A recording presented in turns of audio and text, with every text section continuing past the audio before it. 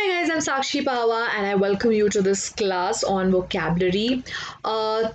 This is my channel Knowledge Galore. So guys, अगर आपने इस चैनल को सब्सक्राइब नहीं किया है तो कर लेना एंड बेल आइकन हिट कर देना, क्लास को लाइक कर दो, शेयर कर दो अपने फ्रेंड्स के साथ. तो चलो स्टार्ट करते हैं विद द निमोनिक्स. सो इस क्लास में हम निमोनिक्स करते हैं, रूट वर्ड्स करते हैं, रूट वर्ड्स से उसकी वोकैबुलरी करते हैं, फ्रेजल वर्ब्स करते हैं और इडियम्स करते हैं. Okay, so the first word through mnemonics हम करने वाले हैं, that is rabid. So rabid obviously इसका निमोनिक रैबिड ही होगा.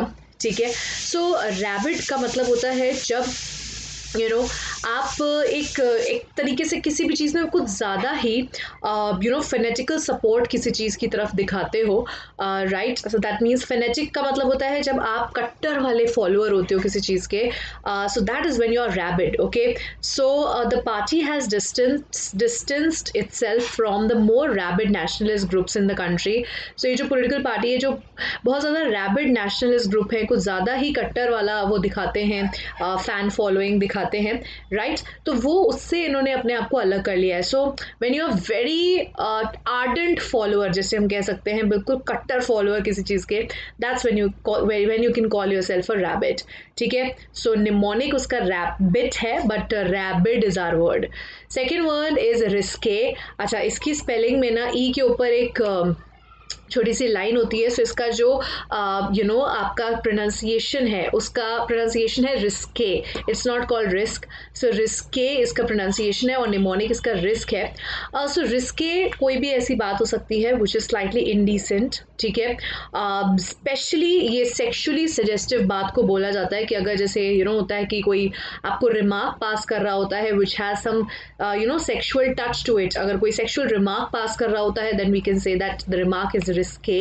तो निमोनिक इसका रिस्क ही हो सकता है कि इस तरीके का रिमार्क पास होने का रिस्क है, ऐसा आप याद कर सकते हो.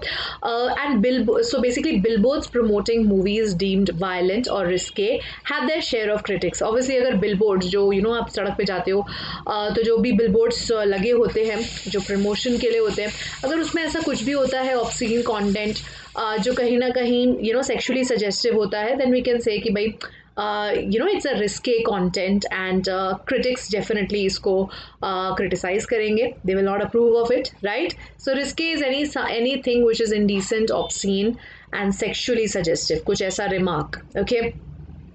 Covert is the third word, जिसका मतलब होता है when you are not openly displaying everything, you are keeping it under cover. चीज़ों को छुपा कर रख रहे हो आप, secret रख रहे हो, that's covert. So the government was accused of covert military operations against the regime. So government को जो है वो accuse किया गया कि आप जो है वो मिलिट्री ऑपरेशंस जो भी कर रहे हो वो बता नहीं रहे हो लोगों को. सो कवर बुक के पूरी बुक को छुपा देता है ना, वैसे ही कोवर्ट बात जो है वो चीज़ों को छुपाने के लिए कोई एक्शन आपका है जो कोवर्ट है, दैट मीन्स आप उसको ओपन नहीं कर रहे हो. ठीक है. बाइफिकेट निमोनिक है barfi. So divide into two. बाइफिकेट का मतलब होता है दो में डिवाइड कर देना. अब जैसे बर्फ़ी को तो बहुत में डिवाइड करते हैं हम, आप देख रहे हो बहुत ही डिलीशियस बर्फ़ी लग रही है. This is coconut fudge. Oh my God, I like coconut and I like barfi. This is looking very delicious. So the stream bifurcates into two narrow winding channels. ये इसका सेंटेंस हो सकता है. bifurcate मतलब दो में डिवाइड कर रहे हैं. देन हमारा नेक्स्ट जो वर्ड है वो है प्रिस्टीन. प्रिस्टीन का मतलब होता है क्लीन एंड प्योर. एकदम नीटनेस की बात नहीं कर रही हूँ मैं. क्लीन का मतलब यहाँ पर है प्योर हार्टेड, है ना, प्रिस्टीन हार्टेड हम बोल सकते हैं. तो प्रेस इसका निमोनिक है. अब देखो प्रेस प्रिस्टीन तो बिल्कुल भी नहीं होती है. प्रेस तो आपकी बेइज्जती कर दे. ठीक है, प्योर हार्टेड तो नहीं होती है, राइट. सो प्रिस्टीन का ऑपोजिट समझ लो, उसका निमोनिक है. We've just moved into our pristine new offices means एकदम प्योर क्लीन ऑफिसर्स में हम जो है वो मूव कर रहे हैं.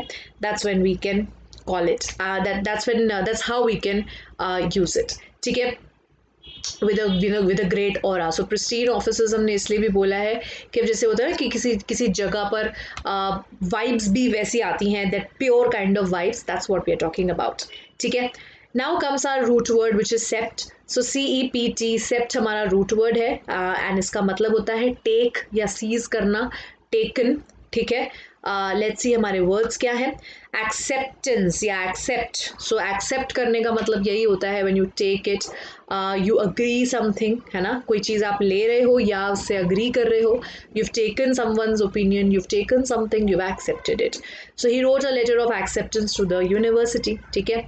अच्छा, conception comes from the word see, इससे conceive भी आ सकता है idea. So conception, conceive comes basically एक नया आइडिया लिया जाता है, जब एक नया आइडिया टेकन है, ओरिजिनेट हुआ है आपके माइंड में. So process of producing an idea और अ थॉट और a new life, that's also conception, right. Giving birth to a child is conceived, right? So the act of beginning something is taking a new start. That's how it is connected to the root word. So that's conception, CEPT. He's got a pretty strange conception of friendship. So basically, the origination of friendship is quite strange. ऐसा वो बोलना चाहते हैं. ठीक है.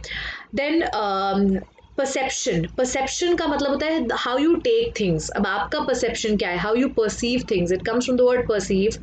So basically आप क्या कैसे, अब जैसे हर किसी का परसेप्शन अलग अलग होता है. एक पर्टिकुलर बात को 4 लोग अलग अलग तरीके से लेंगे का मतलब है अलग अलग तरीके से कॉम्प्रिहेंड करेंगे, अलग अलग तरीके से अंडरस्टैंड करेंगे. They will take it differently. ठीक है. So basically that's perception. So my perception of the problem is quite different. So तुम इस प्रॉब्लम को किसी और तरीके से देख रहे हो, मैं किसी और तरीके से देख रही हूँ. So basically how you take things, आप कैसे उसको लेते हो, जैसे हिंदी में कहते हैं. That's how it's connected to your root word also. Reception comes from the word receive. So how you take things, how you receive things, that's reception. अब जैसे हम कह रहे हैं कि such views will not have a favorable reception, मतलब लोगों में, अब देखो ये शादी वाला रिसेप्शन नहीं है. ठीक है, ये शादी वाला रिसेप्शन नहीं है, ये है भाई कि कैसे लोग इसको रिसीव करेंगे.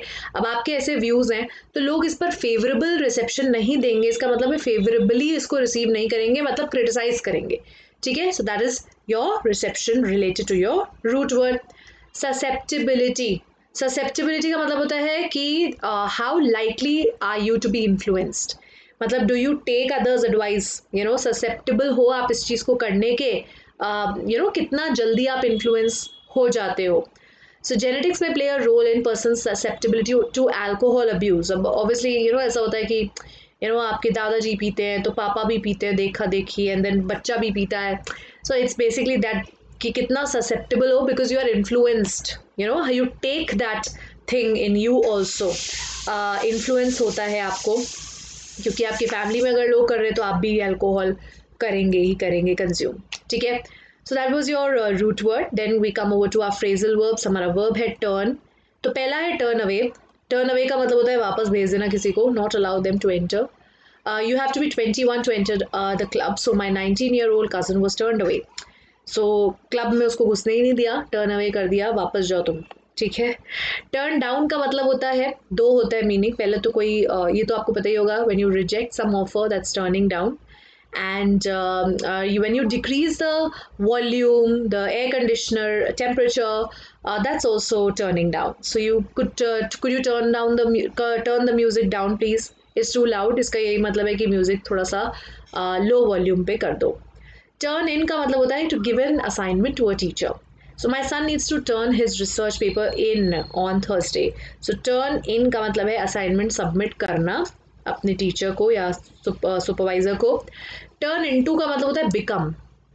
So U turn into something. सो caterpillars turn into butterflies. Transform हो जाना, बिकम. ओके. टर्न ऑन का मतलब होता है कोई मशीन को आप चला देते हो, टर्न ऑन हो जाती है, बंद कर देते हो, टर्न ऑफ हो जाती है. ठीक है. अराउज को भी कहते हैं टर्न ऑन. अब जैसे good smell can turn you on. ठीक है. गुड स्मेल से आपको बहुत पीस ऑफ माइंड जो है वो लगता है. So that's turning on. ठीक है, जब आप अराउज हो जाते हो. So these are the phrasal verbs. Then we have idioms. The first one is laugh all the way to the bank. Laugh all the way to the bank का मतलब होता है कि आपको कोई चीज़ के लिए कोई डिस्करेज कर रहा था ना कि ये मत करो, बेकार की चीज़ है, बट आप उसमें अच्छा कर दिखाते हो और बहुत सारा पैसा कमा लेते हो. That's when you laugh all the way to the bank. So investors dismissed his idea as immature but he is now laughing all the way to the bank. Investors ने कहा मत करो, इसमें इन्वेस्ट मत करो, इमेच्योर आइडिया है, बेकार idea है तुम्हारा, बट अभी उसको पैसा मिल गया उससे, तो is laughing all the way to the bank.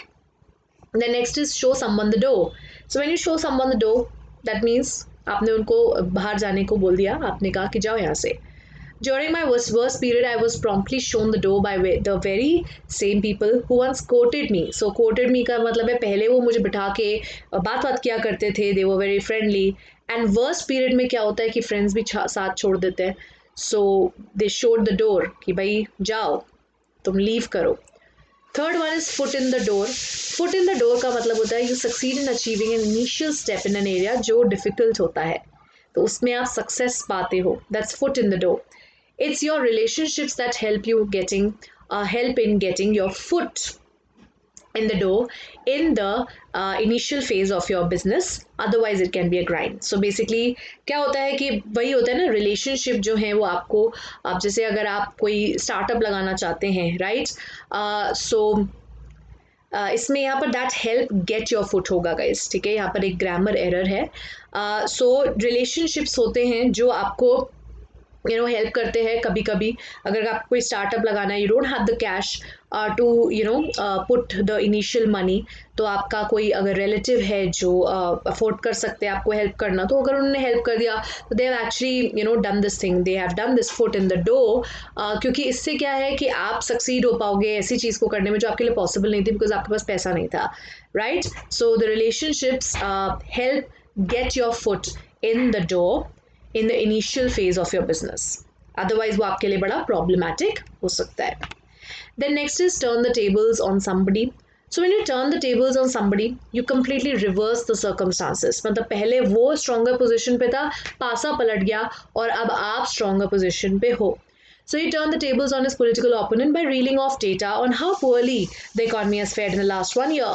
So political opponent obviously incumbent होगा, तो जब आप गवर्नमेंट की बुराइयां दिखा देते हो कि देखो क्या किया है इन्होंने, अब जैसे समझ लो राहुल गांधी अगर दिखा दे कि नरेंद्र मोदी गवर्नमेंट ने कुछ नहीं किया है, ठीक है, इकॉनमी कितनी बेकार है, तो सब लोग सबके नज़र में आ जाएगा, तो टेबल्स टर्न हो जाएंगे. Turn the tables on somebody मतलब कहीं ना कहीं अगर मोदी जी की जो पोजीशन है वो स्ट्रांग है, राहुल गांधी के ऐसे दिखाने से मोदी जी की पोजीशन जो है वो वीकन हो जाती है, तो Rahul Gandhi has turn the tables on Modi.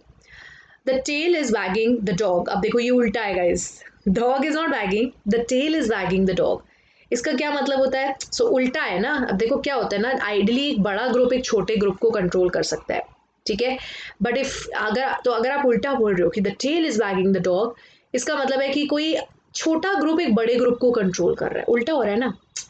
So the fringe group is small but vocal. I fear they'll control the direction of today's meeting. Today, talk about the tail wagging the dog.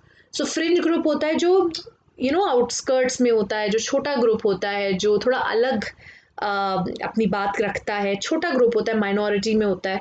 तो अगर वो group जो है control करने लग जाए एक बड़े ग्रुप को, पूरा मीटिंग को कंट्रोल कर दे, तो लोगों को डर है कि the tail is wagging the dog, ठीक है.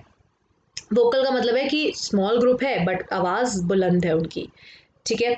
So that's it for this class. I hope you liked it. Thank you so much for watching it. And class को like करो और share ज़रूर कर देना. And yes, of course, Saturday को हम revision करेंगे इन सारी के सारे वो कैप का जो हम कर रहे हैं, नोट करते जाइए अपने पास. Okay. So thank you so much, guys. Bye bye. Good night, everyone.